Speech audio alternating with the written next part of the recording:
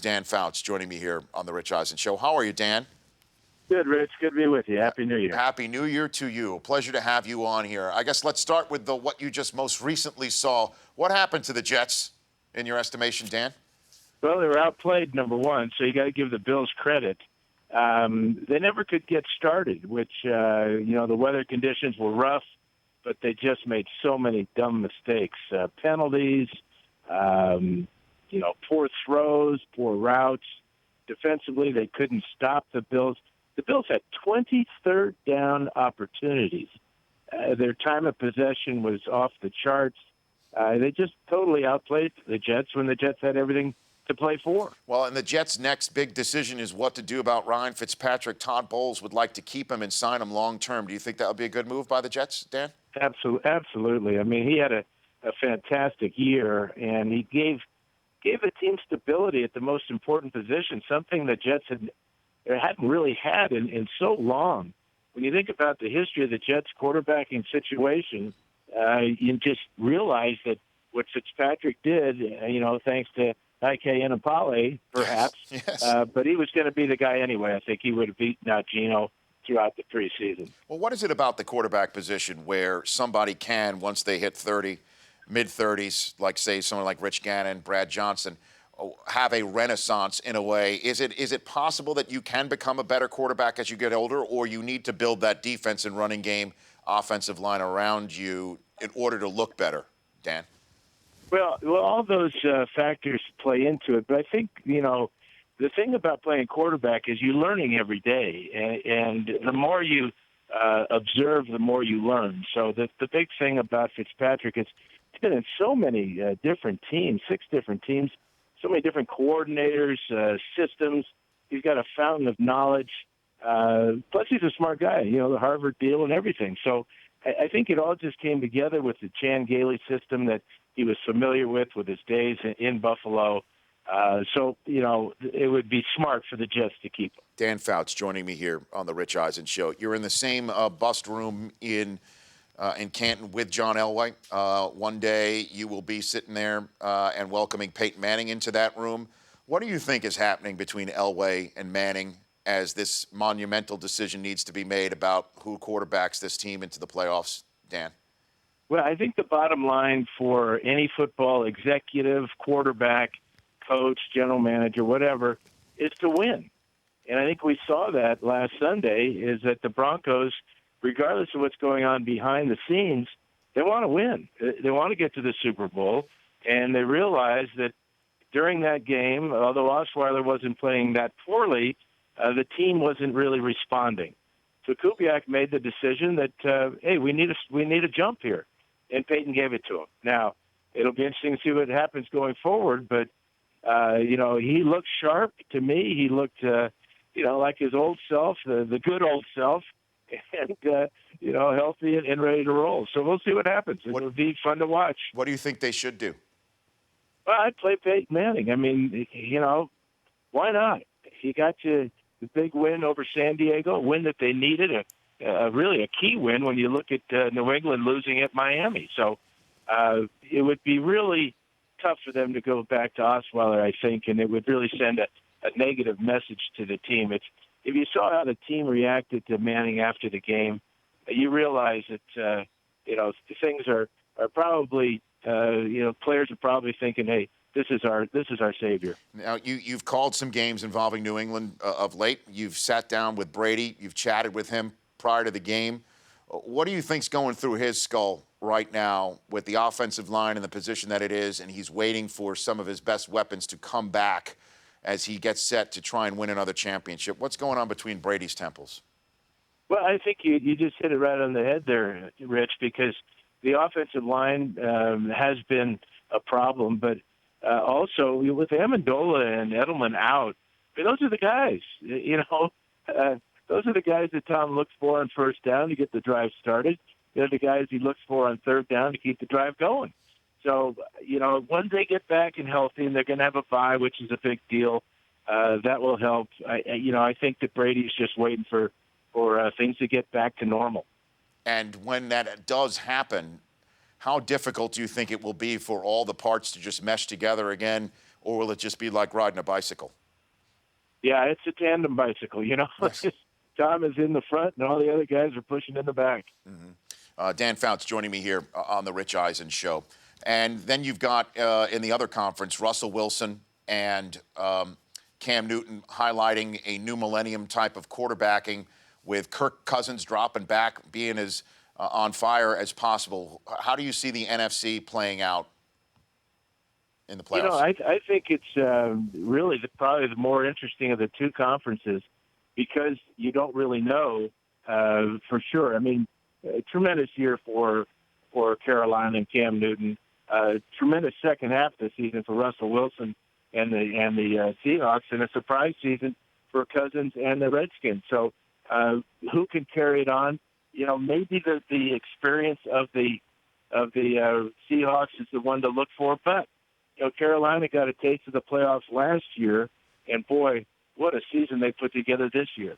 And we've got Anthony Barr of the Vikings coming on in a couple of moments, and it's the Vikings who are going to get the Seahawks first up in a game where it may be 0 degrees, and clearly you know all about playing in a playoff game in freezing temperatures. How troubling is that? How difficult is it to perform in that environment?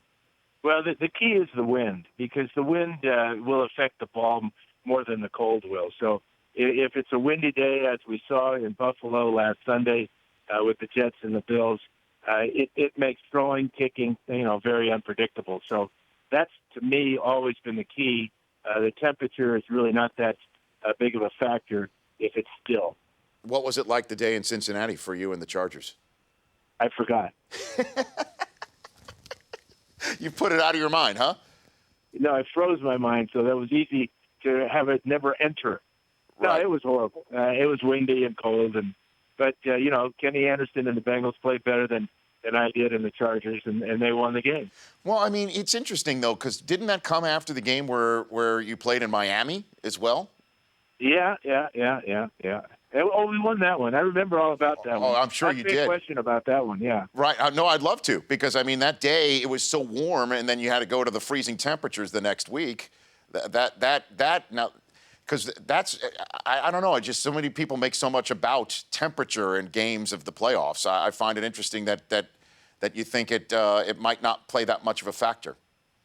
Well, the other factor that in our case was the fact that we fly back to San Diego, but because our organization was so cheap at the time that our plane would only go halfway and we'd have to refuel. So we would stop and refuel in Oklahoma City or somewhere and then take off again for San Diego. Now, going back to Cincinnati, of course, we would have to stop and refuel somewhere along the way. So that's the hidden story behind the story. Interesting. And while I have you on the phone about the Chargers organization, I'd love to get your thoughts on their application for relocation to Los Angeles, Dan Fouts. Well, it's a sad day if it happens for me. I mean, and so many Charger fans. I can't believe it's gotten to this. I hope it's not over. I'm still holding out hope that a deal can be made. The interesting thing to me, Rich, right now is that you have these three teams, and you have these 32 owners, or 29 owners, basically, that are deciding this thing. And you don't hear a consensus right now. And normally with the NFL, with the owners, there's agreement on a lot of things for the betterment of the NFL. But in this instance, I don't hear anybody saying, oh, this is a slam dunk for this team, that team, or the other team. No, I don't think there's any consensus at all. I don't think anybody has any idea how this vote's going to go next week, or if it'll even actually happen. No, they're saying it's a deadline. It's a deadline for what? There's not a deadline. There's no deadline here. What's going to happen if they don't reach an agreement or reach a settlement? They'll just keep hammering away at it. And I'm here with Dan Fouts here on the Rich Eisen Show. I've been eager to ask you this question all show, and I'm going to just throw it out there about Johnny Manziel and how in this 21st century the quarterback is a CEO now, and we're seeing him act in a very non-CEO manner, but in a way that back in the 70s, quarterbacks like, say, Stabler, who learned the playbook by the light of a jukebox, might act. And had we known about it at the time, it wasn't as lionized maybe now as it was back then, and we're using a double standard to look at Johnny Manziel right now. How would you respond to a supposition like that? Well, I'm not sure it's a double standard today. I think we're so politically correct today. We're so socially media conscious that to me it's idiotic that he can think that this is okay behavior. He's not the CEO yet because he's not an established starting quarterback, and he's not helping himself get to that point with what he does off the field. So when you say a double standard today, that he's not as good as Stabler back in the day, or had Twitter been around back in the 70s and this current environment in which we live in the 70s, we might not have lionized the quarterbacks who lived as hard as potentially they played? Well, obviously Manziel is not anywhere near the quarterback Kenny Stabler was. You can even go back to Bobby Lane, the great quarterback for the Lions, and his reputation. But you can't in today's game, and with the Twitter out there, and everybody's got a phone and with a camera. So it's to me, you're just tempting fate, and he may have tempted it one too many times. Last question for you while we're hitting the Wayback Machine. Yesterday was a 10-year anniversary of USC and Texas playing in the Rose Bowl. Keith Jackson with the call. Was that you sitting next to him that day, Dan? Well, yeah, I was there, yeah, but it was Keith's game for sure, and about a month ago, the Rose Bowl named the broadcast center after Keith Jackson, and we had a nice event there at the Rose Bowl put on by the good folks there, and Keith and his wife Terry Ann were there and honored, and a number of his former analysts were there, Greasy and Tim Brandt and Lynn Swan were there. It was a wonderful event and well-deserved for Keith. Would you put that up there with one of the greatest games you've called? What is the greatest game you've called as a broadcaster, Dan? Well, for a college game, there's no question. I think it's one of the greatest football games, college football games ever played. And the year before, Keith and I did the Ohio State-Miami game for the national title in what was just another outstanding game. So, the fact that I'm lucky enough and privileged enough and honored enough to be able to stand next to Keith to do these games, to me, was a tremendous thrill. And, Rich, you've known the list of Hall of Fame broadcasters I've been able to work with in my career. I've just been a real lucky guy. And as far as the greatest game ever, I hope it's still to come. Yeah, I hear you, and I really enjoy listening to you and Iron Eagle, Dan. I really do, and you don't know which divisional playoff game you're going to do yet, correct? Well, actually, this week, and Kevin Harlan and I are going to do the Pittsburgh-Cincinnati game on Westwood 1. On the radio. And then for radio, right? And then Ian and I will be with our CBS crew either in Denver or in New England for the next weekend. I look forward to that, Dan. Thanks for calling in. I already look forward to our next chat. Thanks for having me on, Rich. You bet. That's Dan Fouts, Pro Football Hall of Famer. The Rich Eisen Show, weekdays at noon Eastern. On Audience.